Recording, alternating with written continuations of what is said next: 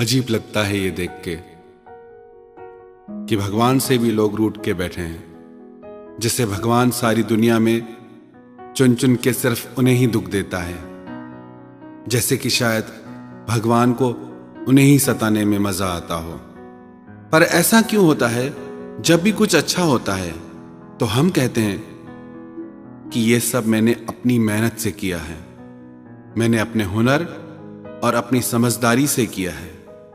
मनुष्य का स्वभाव है कि वो किसी भी अच्छे काम का क्रेडिट वो किसी और को नहीं दे पाता, पर हर गलत काम का जिम्मेदार वो दूसरों को ठहराता है, और जब कोई और नहीं मिलता तो फिर भगवान के ऊपर ही डाल देता है।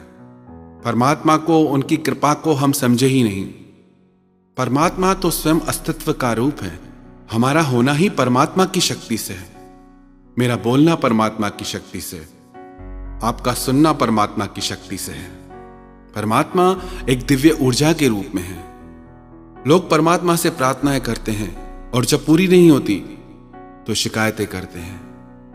कई लोग कहते हैं मैंने बहुत प्रार्थनाएं की पर भगवान नहीं सुनता। हमारी सबसे बड़ी गलती यह है कि हमने हमारी इच्छाओं को प्रार्थना मान लिया है। हमने हमारी मांगों को प्रार्थना का शब्द दे दिया है। परमात्मा के आगे मांगना प्रार्थना का एक अंग जरूर है, पर वो प्रार्थना नहीं है। प्रार्थना से कुछ प्राप्त नहीं होता, प्रार्थना में प्राप्त होता है। वास्तव में प्रेयर का अर्थ क्या है, प्रार्थना का अर्थ क्या है? जिसमें आपका दिल डूब जाए। प्रार्थना आपके हृदय को पवित्र कर देती है, दिव्य कर देती है। और पवित्र हृदय, दिव्य हृदय जो भी कार्य करता है वो जिंदगी में हमेशा खुशियां लेके आता है, अपने लिए भी दूसरों के लिए भी। प्रार्थना का अर्थ है कि जिसमें हमारी आत्मा डूब जाए, हम खो जाएं, हम मिट जाएं, जिसमें बाकी कुछ बचे ही नहीं पीछे। जब शबरी से भगवान राम मिले, शबरी को कुछ नहीं आता था, कोई प्रार्थना नहीं आती थी। भगवान राम को देख के उसकी आंखों से आंसू बहने लगे। राम शबरी की तरफ देखने लगे, शबरी श्री राम की तरफ देखने लगी। कितने ऋषि थे उस जंगल में जो संस्कृत में बनी हुई, विधि विधान से बनी हुई प्रार्थनाएं करते थे, तपस्या करते थे, पर सबको छोड़ के उस शबरी के पास आए। एक ही प्रार्थना करती थी, कब आओगे हे राम, तुम कब आओगे? सालों साल, एक दिन नहीं, 2 दिन नहीं, पूरा जीवन। ऐसा नहीं कि जिस दिन श्री राम आए उस दिन उसको प्रार्थना का फल मिला, नहीं, हर दिन उसे प्रार्थना का फल मिला। हर दिन उसे प्रार्थना से आनंद मिला। प्रार्थना के बाद आनंद मिलता है ऐसा नहीं है, प्रार्थना करते समय आनंद मिलता है। प्रार्थना में आनंद है। हमने प्रार्थना के अर्थों को अभी समझा ही नहीं है। हमने ये मान्यता बना रखी कि प्रार्थना करने से कुछ मिलेगा, पर हमें ये बात समझ नहीं आती कि प्रार्थना में होने से कुछ मिलेगा। ऐसा नहीं है कि प्रार्थना रास्ता है और हमारी इच्छाएं मंजिल है। प्रार्थना अपने आप में मंजिल है। एक प्रार्थना आपकी दिल की गहराइयों से निकलती है। प्रार्थना में आप अपना हृदय परमात्मा के आगे खोल के रख देते हैं। कई लोग पूछते हैं कि प्रार्थना में क्या बोले, कौन सी प्रार्थना करें? कौन सिखा सकता है आपको? आपके हृदय की बात आपको कोई और कैसे सिखा सकता है? इसलिए फिर लोग कहते हैं कि हम रोज प्रार्थना करते हैं, भगवान सुनता नहीं। शायद तुम्हें पता ही नहीं कि प्रार्थना कहते किसे हैं। हमारी हालत ऐसी है कि एक व्यक्ति रोज रेस्टोरेंट में जाता है, कि रोज पूरा मेन्यू कार्ड पढ़ता है, और फिर भी उसे शिकायत है कि मेरी भूख नहीं जाती, मेरा पेट नहीं भरता।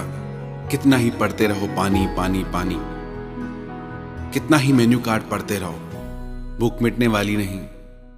भूख तब मिटेगी जो उस मेन्यू कार्ड में लिखा है वो आपके भीतर जाए। शब्द तो आपके मुंह से निकलते हैं, पर वो प्रार्थना आपके हृदय में नहीं जाती।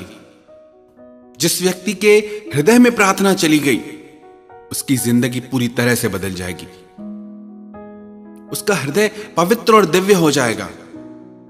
जिसका हृदय पवित्र और दिव्य है वो जो कार्य करेगा वो पवित्र और दिव्य होगा। वो जो कार्य करेगा वो पूरी सृष्टि में खुशियां लेके आएगा।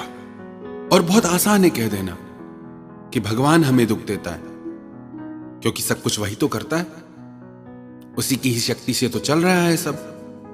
पता नहीं क्यों हमें बातें समझ ही नहीं आती। परमात्मा एक दिव्य ऊर्जा के रूप में है, पर हर कार्य के पीछे परमात्मा जिम्मेदार नहीं। जैसे आपके पास चलने के लिए पैर हैं, उन पैरों से आप मंदिर जाएं, चर्च जाएं या शराब घर जाएं, वो मर्जी आपकी है, वो चुनाव आपका है। हां, ये सही है, हर कार्य होता ईश्वर की शक्ति से है, पर प्रत्येक व्यक्ति कर्म करने के लिए स्वतंत्र है।